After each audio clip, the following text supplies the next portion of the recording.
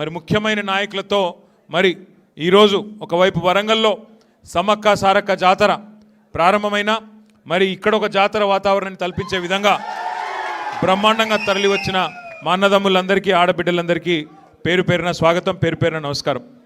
ఎక్కువ చెప్పేదేమీ లేదు, రెండే విషయాలు. ఎందుకంటే ఆల్రెడీ మున్సిపల్ ఎలక్షన్లు ప్రారంభమైనాయి, ఇప్పటికే ప్రచారం జరుగుతున్నది, ఇవ్వాలనే నామినేషన్లు కూడా షురు అయినాయి, మీకు తెలుసు. మరి మీరు వల్ల వాపస్ పోవాలి, వర్ధనపేట మున్సిపాలిటీ కూడా తప్పకుండా మళ్ళీ పెద్ద మెజారిటీతో గెలిపించుకోవాలని చెప్పి హృదయపూర్వకంగా నేను పెద్దల్ని కోరుతా ఉన్నా. అట్లాగే ఒక ముఖ్యమైన మాట మీ అందరికీ తెలియంది కాదు, ఇవాళ తెలంగాణలో ఈ వర్గం ఆ వర్గం అని కాదు, అందరూ కూడా చాలా తీవ్రమైన అసంతృప్తిలో ఉన్నారు, చాలా బాధలో ఉన్నారు. కానీ పట్టించుకున్నందుకు ప్రభుత్వాన్ని నడుపుతున్న కాంగ్రెస్ పార్టీకి తీరిక లేదు, దేశాన్ని నడుపుతున్న బీజేపీకి సోయి లేదు. అందుకే రమేష్ అన్న మరి నేను పొద్దున తప్పిపోయిన పిల్లగాడు సాయంత్రం ఇంటికి వస్తే ఎట్లుంటుందో ఒక అట్లున్నది నాకు ఇంటికి వస్తే అని చెప్పిండు. చాలా చాలా సంతోషం, మళ్ళీ తిరిగి సొంత గూటికి చేరినందుకు వారికి మనస్ఫూర్తిగా స్వాగతం చెప్తా ఉన్నా.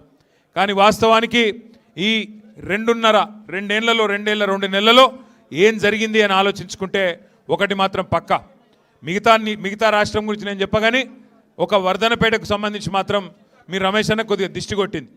ఎందుకంటే 2014లో 87,000 ఓట్ల మెజారిటీతో గెలిచిండు, 2018లో 99,964 ఓట్ల మెజారిటీతో గెలిచిండు. ఒక 69 అంటే 3 తగ్గించిన బాధ 69, ఒక 31 వస్తే ఆయన 1,00,000 అవుతుండే.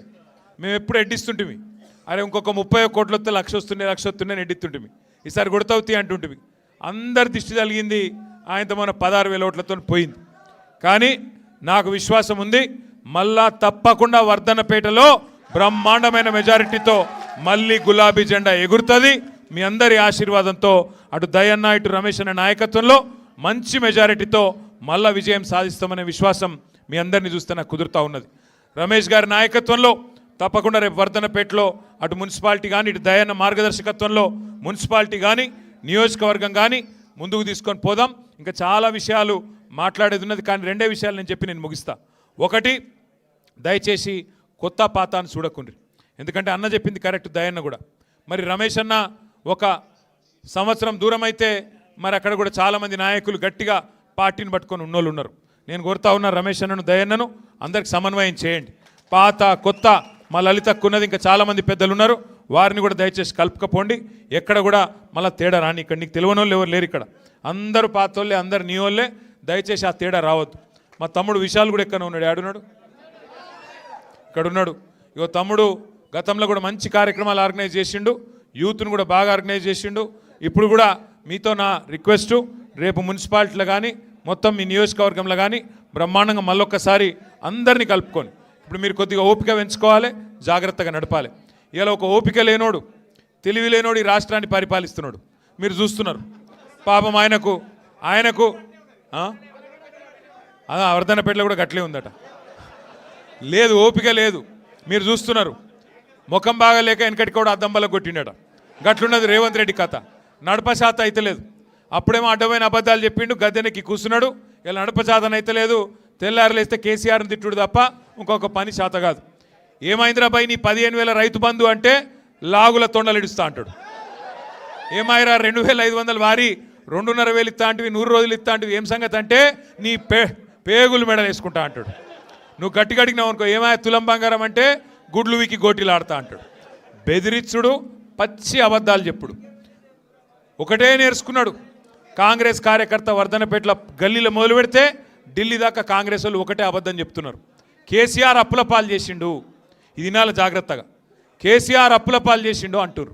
మీరు జాగ్రత్తగా వినాలే, 10 మందికి చెప్పాలి. ఎంత దుర్మార్గమైన ప్రచారం అంటే, పెద్దలు చెప్తారు అబద్ధం చెప్పినా అతికినట్టు చెప్పాలి అని. ఒక మంత్రి ఏమో 6 లక్షల కోట్ల అప్పు అంటాడు, ఇంకో మంత్రి 7 లక్షల కోట్ల అప్పు అంటాడు, ముఖ్యమంత్రి ఏమో 8 లక్షల కోట్ల అప్పు అయింది అంటాడు.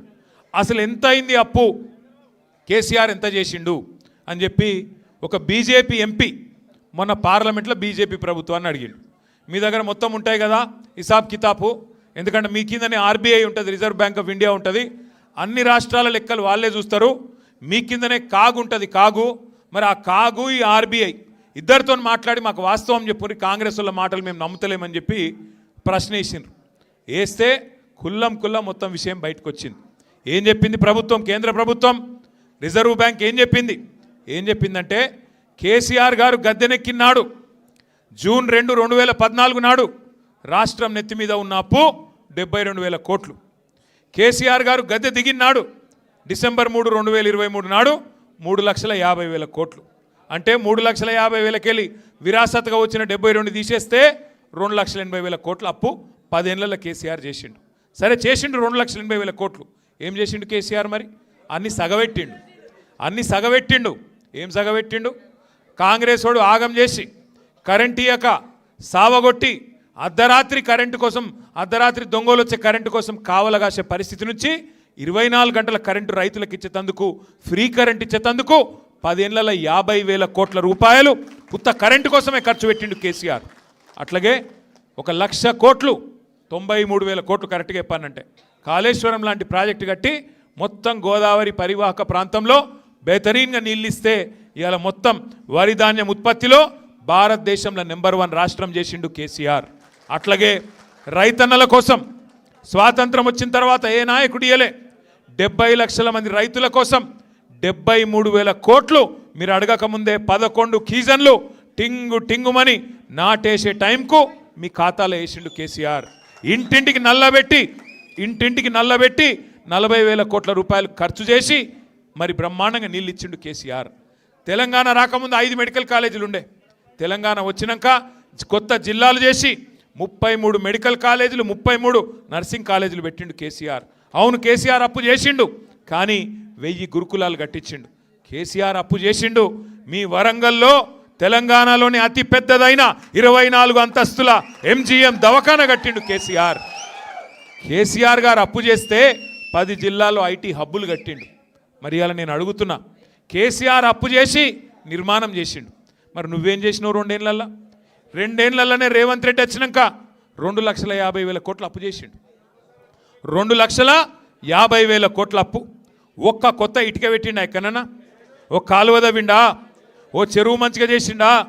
రైతు బంధు 2 సార్లు ఎగ్గొట్టిండా లేదా? గదే 10,000 అది 2 సార్లు ఎగ్గొట్టిండు. ముసలోళ్ళకు 4,000 ఇస్తా అన్నాడు, ఆ 2,000 కూడా 2 నెలలు ఎగ్గొట్టిండు. నేను ముందే చెప్పిన, అందుకే తులం బంగారం ఇస్తా అని చెప్తే నేను ముందే చెప్పిన, అమ్మ వీళ్ళు బంగారం ఇచ్చేవాళ్ళు కాదు, మెడల పుస్తల తాడెత్తుకపోయేటో లంగలు వీళ్ళని చెప్పిన. నిజంగా కూడా గదే చేసిండు. ఇవాళ ఆఖరికి ఏం జరిగింది అంటే అబద్ధాల మీద బతుకుడు అలవాటు చేసుకున్నాడు. కేసీఆర్ గారు అన్ని సగబెట్టుకుంటూ వచ్చిండు. కరెంటు సగబెట్టిండు, మంచిళ్ళని సగబెట్టిండు, మన పల్లెటూర్లను సగబెట్టిండు, మన పట్టణాలను సగబెట్టిండు. వీడేమో ఎగబెడుతున్నాడు. అన్ని ఎగబెట్టుడు, ఎండబెట్టుడు, మొత్తం రాష్ట్రాన్ని పండబెట్టుడు తప్ప చేసిందేమీ లేదు. ఈ 2 ఏళ్ళు తెలంగాణకు మాత్రం శటగోపం పెట్టిండు తప్ప చేసిందేమీ లేదు. దయచేసి మీతో ప్రార్థన ఒకటే, ఒకసారి మోసపోతే ఎవరి చేతులనన్నా అది మోసం చేసినోని తప్పు అవుతుంది. ఒకసారి మోసపోతే, కానీ రెండోసారి కూడా వాని చేతులనే మోసపోతే, మళ్ళీ మోసపు మాటలే నమ్మితే ఈసారి తప్పు మనదవుతుంది. అందుకే పాత కొత్త అనే పంచాయతీ పక్కకు పెట్టుండ్రి. ఉండే కొంత అక్కడక్కడ ఏముండే అంటే మీకు తెలుసు, అక్కడక్కడ కొద్ది ఎమ్మెల్యేల మీద కోపం ఉండే. మరి మా ఎమ్మెల్యే పోతే కేసీఆర్ ఉంటాడు కదా అనుకున్నారు కొంతమంది. అనుకున్నారా మీరు కూడా వర్ధనపేటలో గట్లే? కొంతమంది అనుకున్నారు, తీగని అనుకున్నదిగా ఓడగొట్టరు, లేకపోతే ఎందుకు ఓడిపోతారా? కానీ ఈసారి అనుకోవద్దిగా, ఈసారి గట్ల చూడొద్దిగా. ఈసారి కారు గుర్తు మీద ఎవరొస్తే వాళ్ళే కేసీఆర్ పంపించిండు, ఆయనకే ఓటెత్తామనాలి తప్ప ఇక కోడిగుడ్డు మీద ఈకలు వేసి కూడా పని చేయాలి.